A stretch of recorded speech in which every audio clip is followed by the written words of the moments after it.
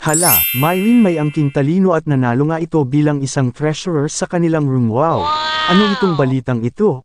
Mylene ay sinali ni Ma'am Nida, ano kayang patimpalak ito sa school? Wow! Buboy TV. I love you, Buboy TV. Ayan. Si Buboy TV. Buboy TV. Huwag nyo guys kalimutan, click and subscribe kay Buboy TV. Buboy TV, Sir Paul Mago, Buboy TV na nag-iiwan ng isang katagang. Hindi na baling tamad, hindi naman pagod. Buboy TV! Yan, may kalang shoutout sa'yo, Buboy TV. Isang mapagpalang araw mga ka-idol, muli Buboy TV po, may konting reaction po tayo mga ka-idol. Pero bago po ang lahat gusto ko muna, magpasalamat I love you mga ka-idol sa suporta.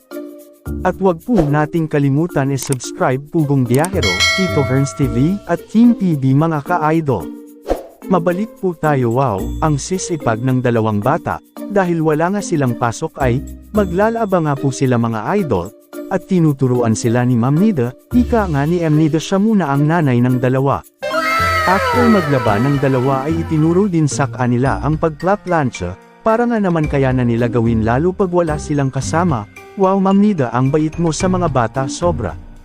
At dito na nga may nabanggit si Ma'am Nida na, si Mylene ay pinagre-review niya, dahil balak nitong pasalihin sa isang contest sa school. Hala, ano kaya yung sasalihan niya?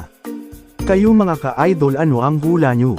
Ang tingin ko kasi parang tagisan ng talino or pagsagot ito, pero naisip ko lang yun, kaya kung may naiisip kayo paki-comment na lang po para mabasa natin.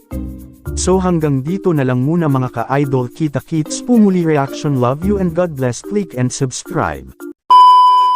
At hanggang dito na lang mga ka-idol, kung nagustuhan nyo po ang ating palabas pahingi naman ng isang like at mag-comment at nagbabasa po ako lagi at syempre shout out sa mga solid supporters, maraming salamat po, God bless and love you all, see you in my next vlog.